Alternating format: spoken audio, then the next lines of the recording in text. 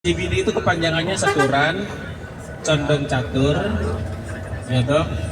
Kemudian B-nya itu adalah SCBD ya? Balong, kemudian Depok, SCBD. Ya, Depok itu kecamatan.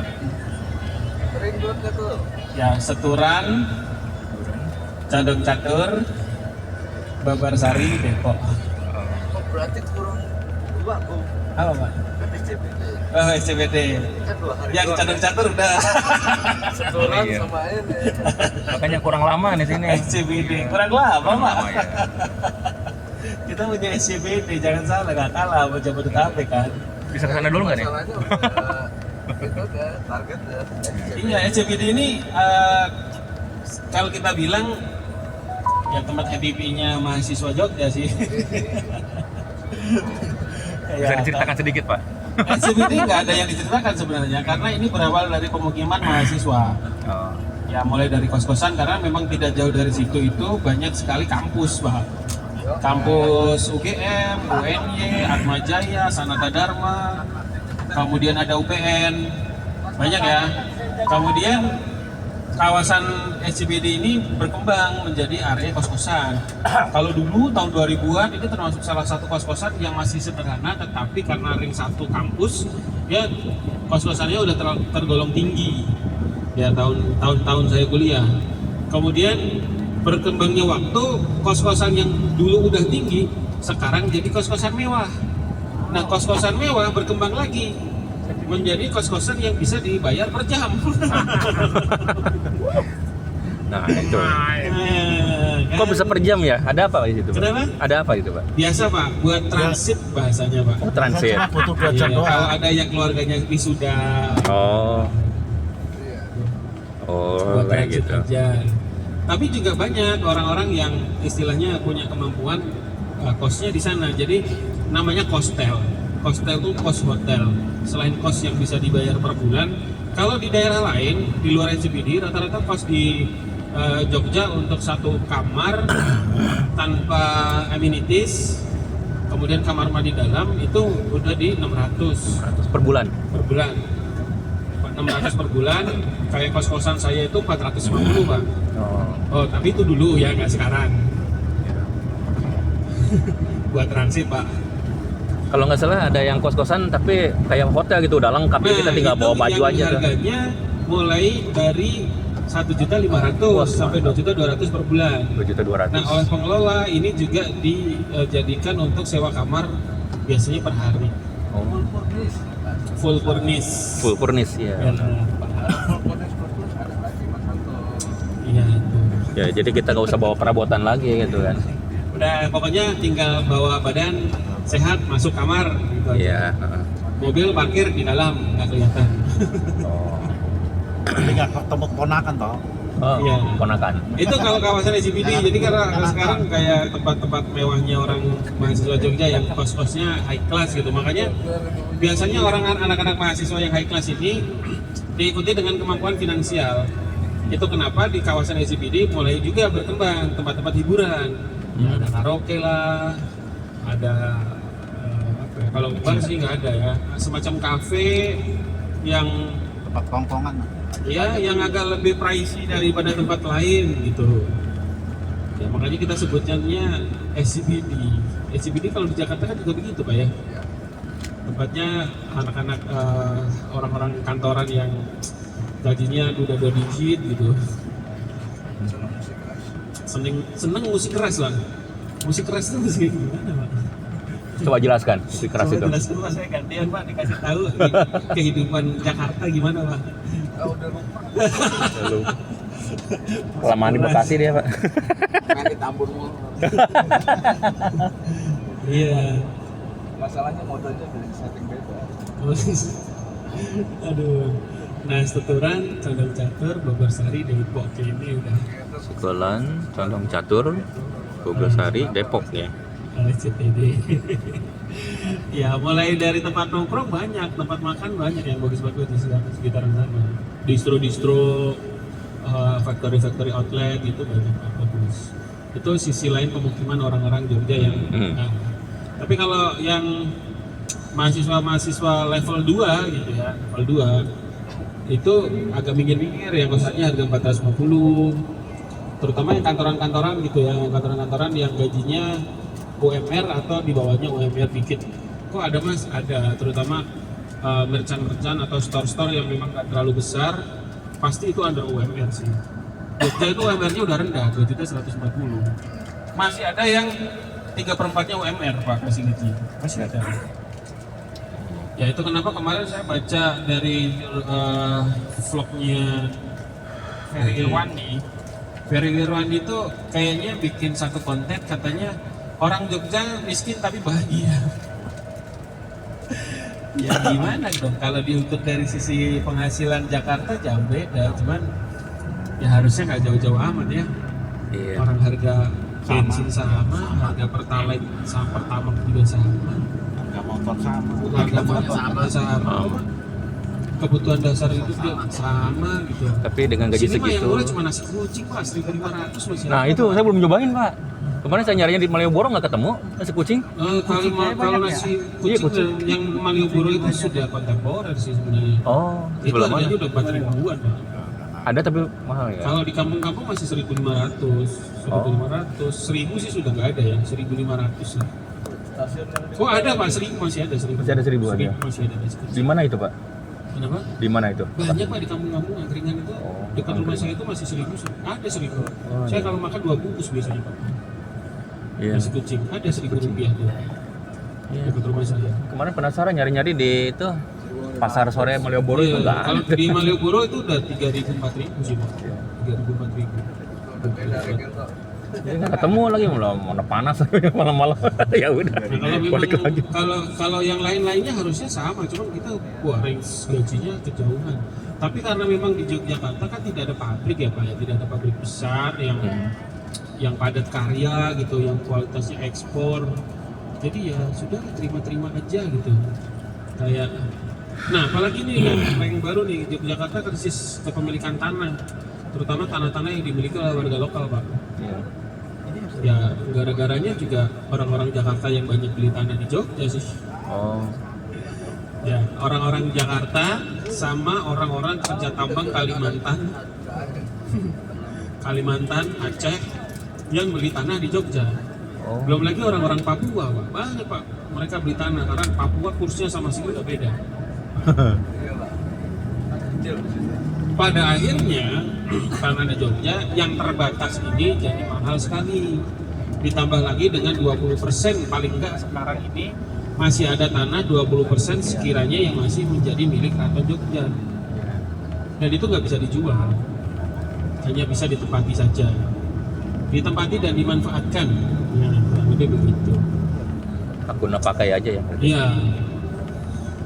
Tuh, sebentar lagi kita akan langsung melanjutkan perjalanan. Kami ucapkan selamat melanjutkan perjalanan untuk Bapak Ibu. Nanti kita sampai Klaten, perjalanan kurang lebih sekitar 30 sampai 45 menit. Kita doakan di depan masih lancar-lancar saja. Nanti kita akan melintas salah satu mall terbesar di Yogyakarta, yaitu Pakuwon Mall. Yang dulu namanya Hartono Mall, sekarang sudah jadi Pakuwon Mall. Salah satu mall yang nggak mungkin saya masukin, apalagi orang-orang Jogja masukin yang native ya, yang memang kerja di Jogja, hidup di Jogja, masuk Pakuwon udah paling cuman beli es krim pulang. Nah, sisanya adalah orang-orang yang orang Jogja yang kerjanya dari luar Jogja. Karena Pak, kalau Bapak Ibu cek ya, nanti ini bisa Bapak Ibu cek di bandara. Flight jurusan Yogyakarta Iya. itu hampir tiap weekend pasti full, di mana 50%-nya diisi oleh orang-orang Jogja yang kerja di Jakarta, Pak. Mereka sengaja menempatkan keluarganya di Yogyakarta, kemudian mereka kerja di Jakarta karena itu dilakukan juga oleh saudara saya dengan alasan di Jogja semuanya masih bisa terjangkau, pendidikan layak masih bisa ditemukan, kemudian membesarkan anak dengan kearifan lokal juga masih bisa masih bisa ada lah ketemu orang-orang lokal yang masih deso-deso, sehingga tidak terlalu banyak terpengaruh sama pergaulan negatif di ibu kota. Seperti itu masih aman kalau di Jogja. Meskipun juga di Jogja nakalnya udah kembali berbeda Pak, kalau nakal Jogja. Gimana itu, Kalian Pak? dengar nama Kelitih ya? Oh iya. Kelitih ya. Kelitih itu ada Pak. Itu sebenarnya kenakalan remaja yang sama sekali tidak normal. Iya. Karena dia melakukan kekerasan jalanan tetapi tidak mencuri, tapi melukai. Ya sama kayak di Bandung ya. Geng motor itu. Iya, Iya. betul, Pak. Cuman sekarang warga Jogja itu orangnya cukup reaktif.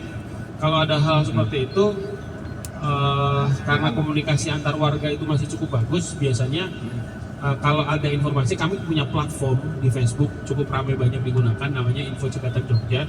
Begitu tikenteng teng malam ini kita jaga ada melintas motor ke arah sana pakai parang, Iya. bawa parang, itu udah otomatis warga berjaga di sepanjang jalur. Kepegang banyak Pak. Kepegang banyak. Sehingga anak-anak Kelitih ini ya agak mulai jauh turun drastis, berkurang dari 1-2 tahun yang lalu.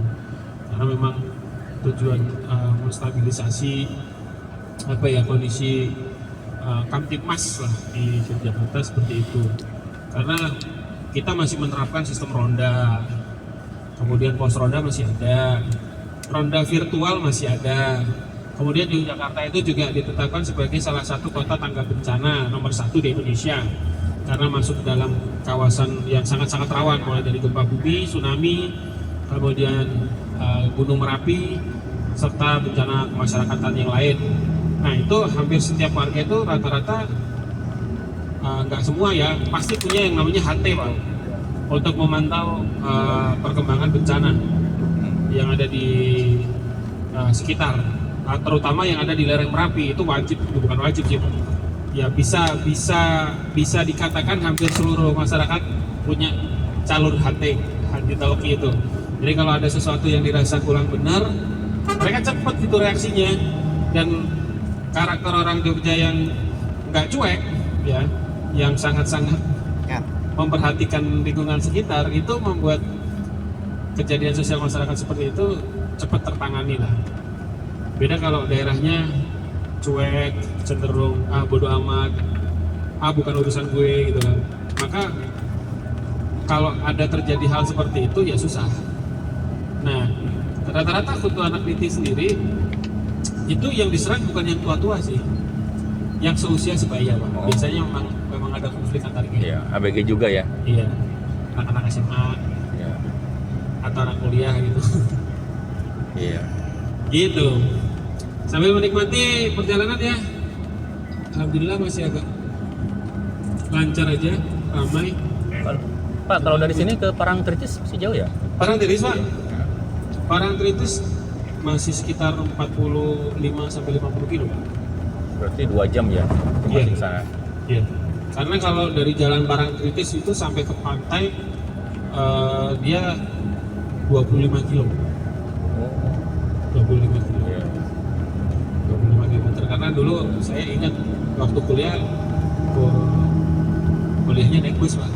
Oh gitu. Isinya itu kalau kita turun di Jogja itu biasanya jalan Parangtritis KM berapa gitu. KM 5, KM 7, KM 8, KM 9 sampai KM 20, KM 23. Lumayan masih jauh ya. Lumayan Pak, lumayan. Gitu. Tapi dari Keraton Jogja Gimana? dari Keraton Jogja ke Parangtritis kan ada jalan ini, jalan gaib apa? Oh itu, iya. Jalan gaib. Sebenarnya ya, kalau itu dikaitkan dengan Taman Sari Pak. Iya, Taman Sari Jogja. Kalau Bapak Ibu pernah ke sana, Taman Sari Jogja itu kan orang banyak mengenalnya itu adalah tempat pemandian putri-putri raja ya. Benar ya? Mungkin ada yang pernah dengar atau pernah ke sana gitu.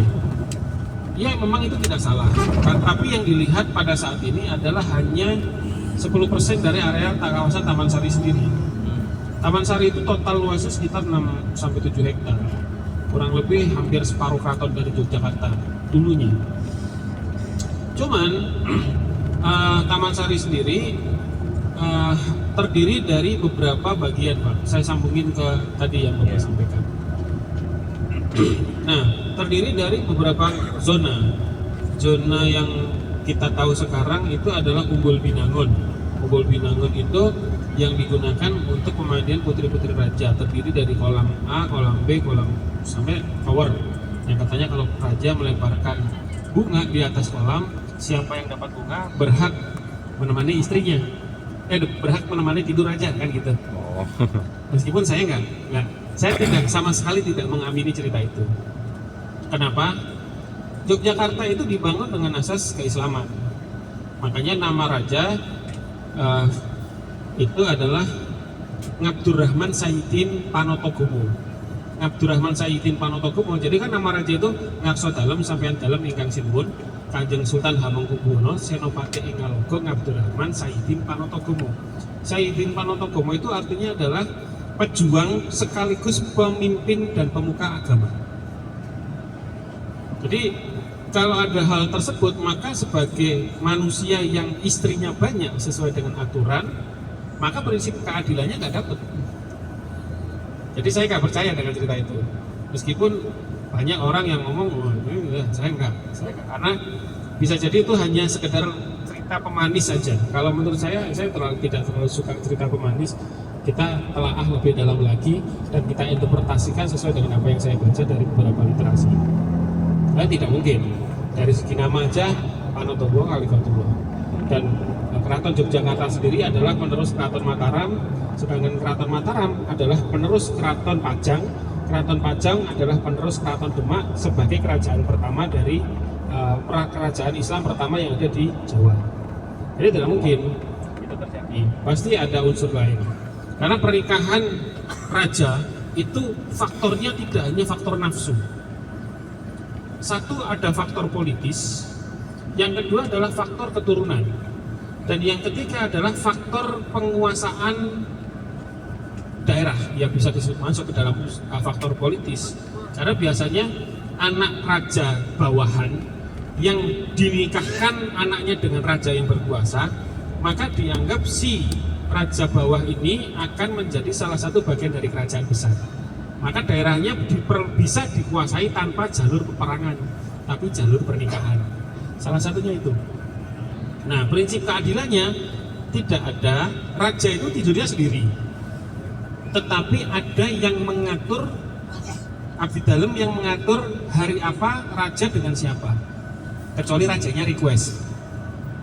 Jadi tidak. Habis baterainya, Pak. Satu.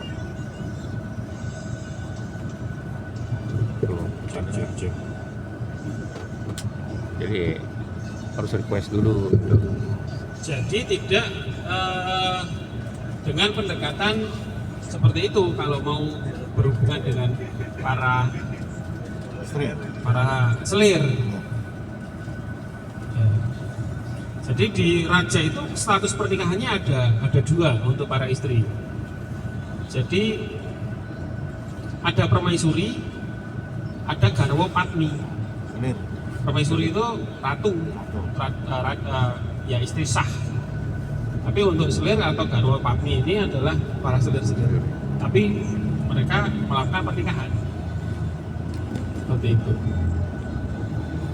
Nah, dari sisi syariat itu tidak menyalahi aturan, karena raja pasti mampu, minimal secara materi. Nah, prinsip keadilan ada dibantu oleh para abdi dalem. Kalau perkara rasa, nah ini yang merasakan adalah para seril dan ratu masing-masing, kan begitu.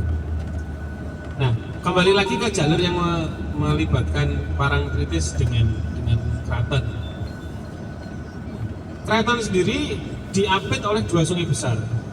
Sisi timur itu diapit oleh Kali Jodi, sisi barat diapit oleh namanya Kali Winongo.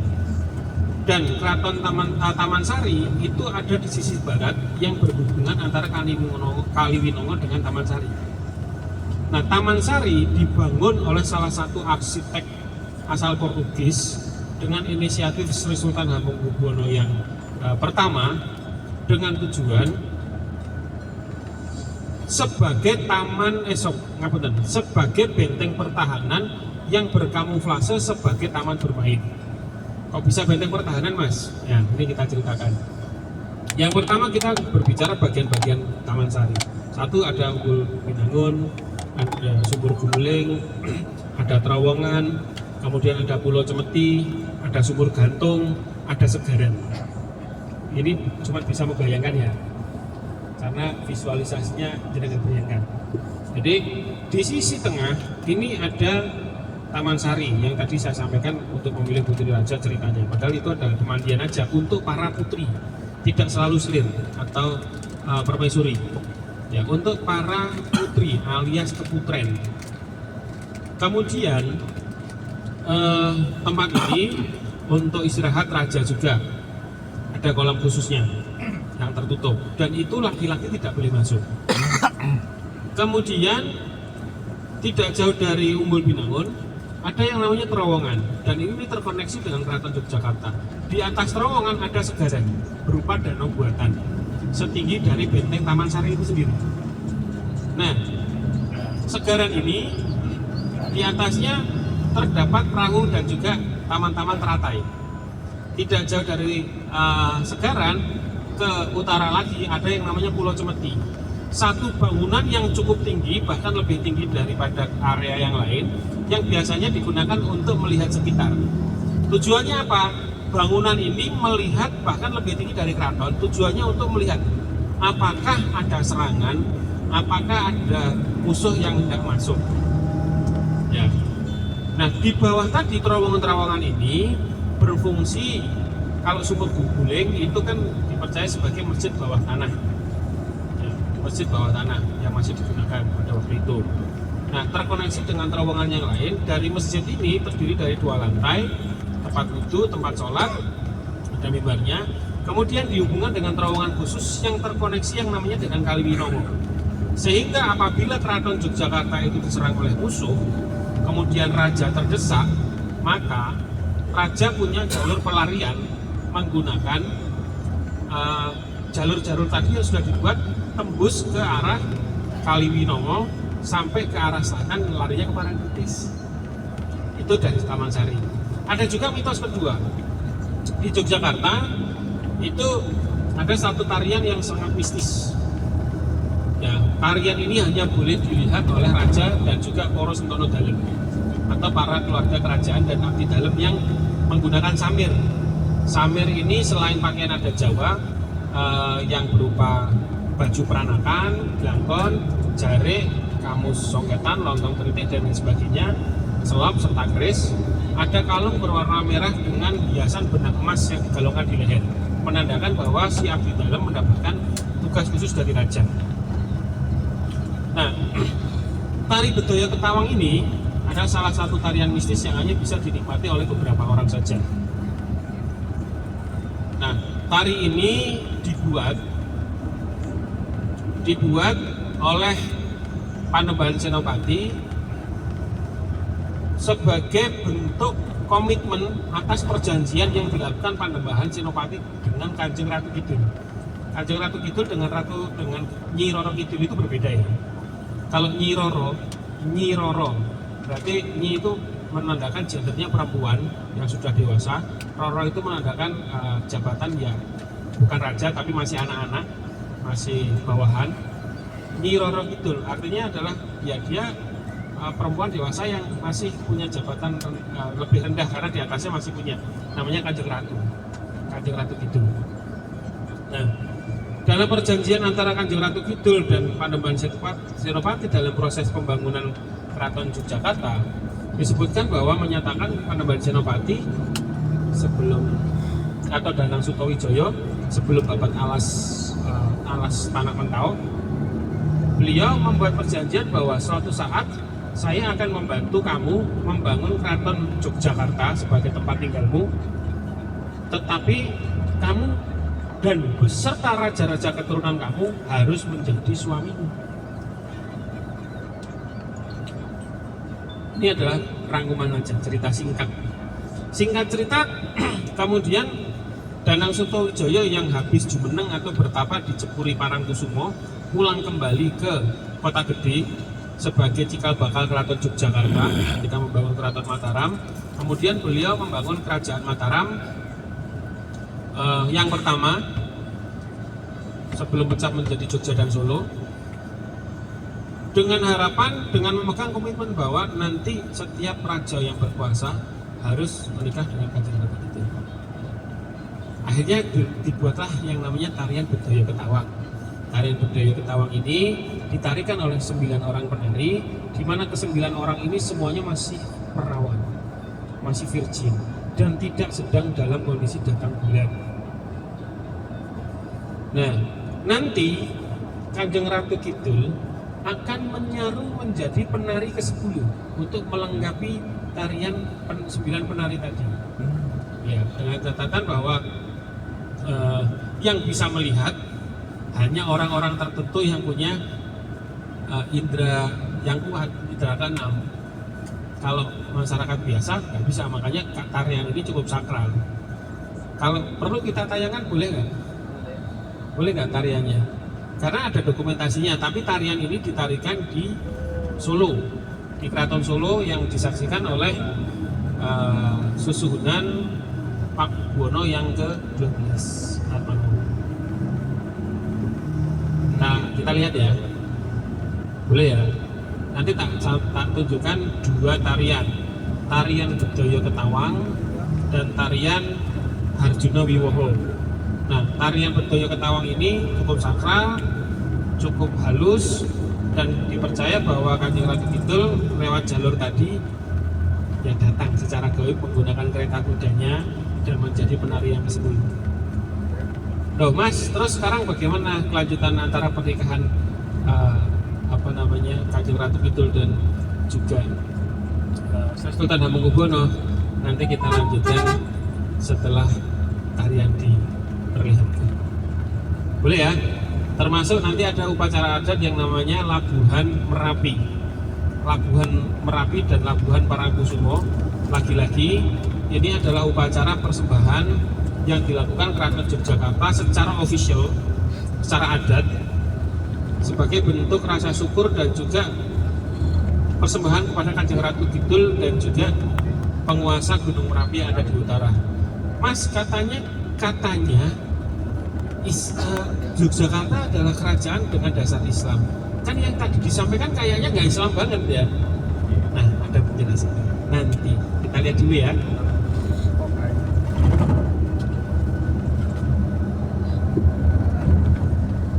Banget dong, dan satu cerita. Semakin lama tuh, kalau ketiduran ini saya nggak terlalu jawab.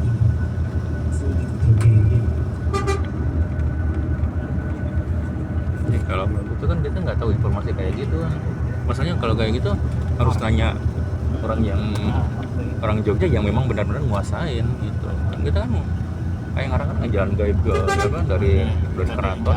Jadi agak ini. Iya. Jalan gaib dari keraton ke ke Parangtritis itu kan. Itu memang ternyata ada ya jalan gaib itu memang. Sebenarnya bukan jalan gaib, itu ada terowongan. Kan jalan gaib. Terowongan. Hah? Terowongan. Terowongan kan? Itu bukan jalan gaib kan. Aneh. Ya itu kan orang kan cerita kayak gitu kan jalan gaib disebutnya. Padahal ada jalannya itu. Ya, Ada kalau jalur. terowongan yang di situnya ada di daerah Taman Sari memang ada terowongan. Bentuknya ada. Iya. Cuma yang nyampe ke sono ya memang gaib. Oh. Lepas ya, Iya. terowongan. Pemakaman kan tuh. Yang nyampe ke sananya gaib ya. Ya memang itu simpang siur emang. Saya juga bingung itu.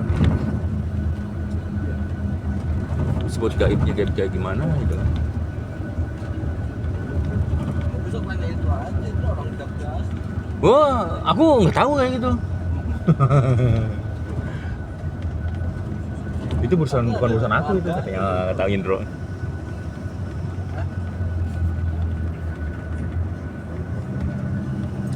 Jalan gaib.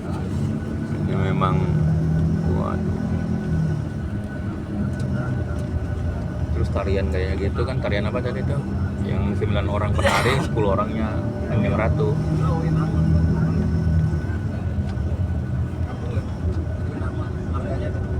Dan itu Kanjeng Ratu itu bangsa jin itu.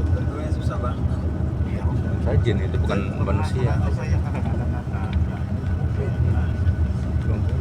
Pertanyaan saya, kenapa muncul sosok Ratu Kidul?